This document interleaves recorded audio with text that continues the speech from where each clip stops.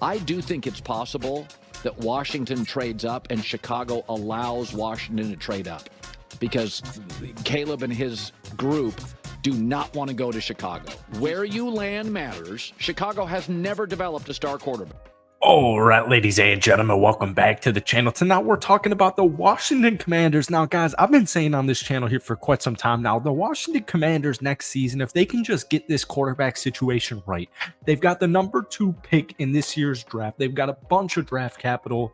They've got a projected $73.6 million in cap space. They've got a brand new regime. You've got Adam Peters at the GM position. You've got Dan Quinn at the head coach position. You got Cliff Kingsbury at OC. You got a new DC coming on in here.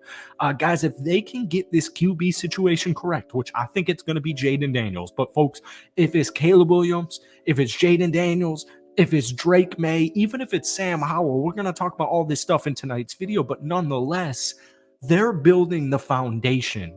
And if their quarterback next season is that dude, the Washington Commanders will be a team to be reckoned that you don't want to reckon with. However that saying goes, you won't want to mess with this team. So, folks, before we get any further into tonight's video, if you guys enjoy it, be sure to hit that like button, hit that sub button for daily NFL content. Commanders fans, I got a bunch of Commanders videos coming for you guys on the way all off season. So if we could try and get this video to 250 likes, that would mean the absolute world to me. Now, I get it. The common misconception would be that the Washington Commanders, the 4-win Washington Commanders of last season, that were dead last in defense in the NFL, that was the 25th ranked offense in the league. Folks, I think this team can be the Houston Texans. Adam Peters comes from San Francisco, and San Francisco is just a winning culture. They know how to win, and they know how to sustain winning. Dan Quinn, proven veteran at the head coaching position, folks. If you've got a young team, or if you've got a lot of new youngsters, a lot of, just like new, fresh free agent, draft acquisition, whatever it's going to be for this Washington team, they're going to have a lot of new faces on this roster next season, right? I don't know if Jonathan Allen's going to be on the team. I don't know if Cam Curl's going to be on the team, especially defensively. You're going to see some moving parts. And that's where Dan Quinn comes in, because you need a proven guy. You need a man. And Dan Quinn is as experienced as he gets. Folks, this Washington Commanders staff has like 15 Super Bowls combined on their coaching staff. They have like 200 years of experience, coaching and playing experience combined. Like, these are proven, competent leaders at their respected positions in the NFL. And that's going to go a very long way, whether you're bringing in a new QB, whether you're bringing in a new linebacker, whether you're bringing in a new safety, it's going to pay dividends. But when we look at this team on paper, folks, Brian Robinson Jr. is a stud. 178 rushing attacks, 733 yards, averaged a little over 4 yards per carry. All things considered, the way Washington Commanders' offensive line was last season, that's something I'm going to take. Now, I do think Sam Howell got the short end of the stick here, especially with Eric Bieniemy in that second half offense. It was just, people knew what was coming, right? He threw 21 interceptions. He threw for over 600 passing attempts. I think a new quarterback's coming into town. And whether I said, my opinion is Jaden Daniels. I don't think you can go wrong in the SEC. You're picking the Heisman winner. This dude is born to make big-time plays. I get it. The people have concern with his weight. Folks, steak and eggs diet.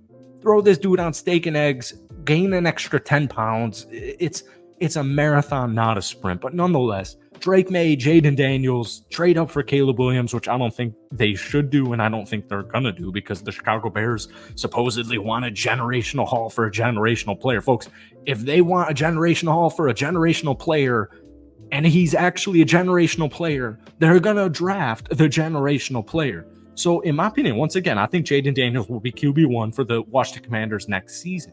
But still, you've got a ton of cap space, man. $73.6 million is their projected cap space.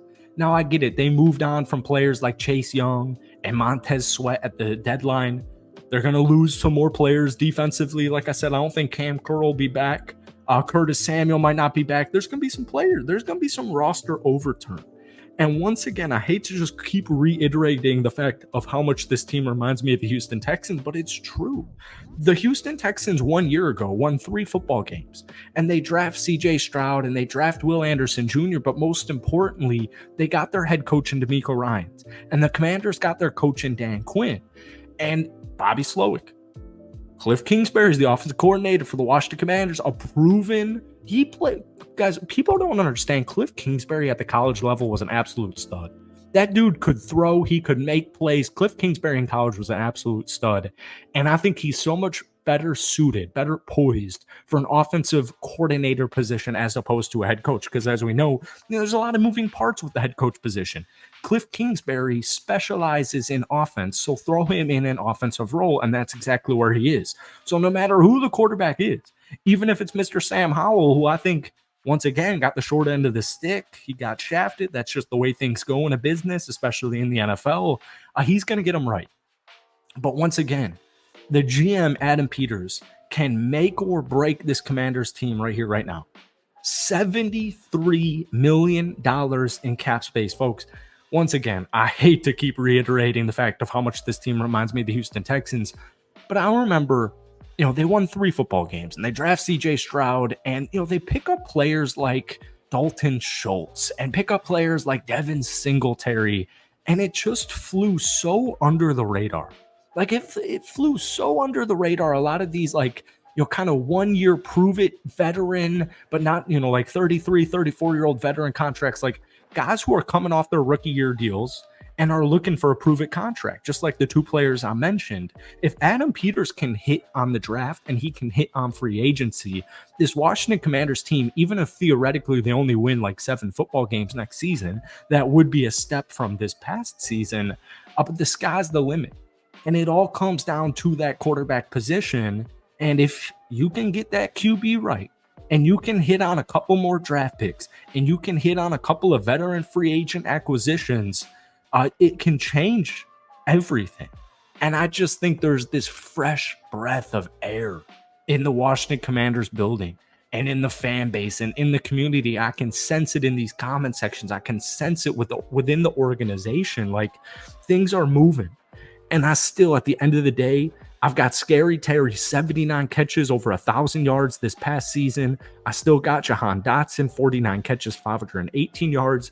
I do need a more solidified wide receiver 3 because of Curtis Samuel. I do, in my opinion, I don't know where Commanders fans stand on this, but I do need a more solidified tight end 1. Logan Thomas, 55 catches, 496 yards. He's a solid, capable tight end. But I would rather Washington makes some type of splash, whether that's through the draft. I'm going to imagine it's going to be through free agency at that tight end position. So, folks, offense wins championships these days. And I'm not saying Washington's going to win a championship this upcoming season, but I am saying keep your eye on this team for the foreseeable future. Now, that's it for me. Hit that like button, hit that sub button. Let me know who you're drafting at pick number 2, and let me know any free agent acquisitions you're looking to make if you were the Washington Commanders. Thank you guys for watching. As always, like button, comment, subscribe, the whole kit and caboodle. But most importantly, have a great rest of your weekend. Peace.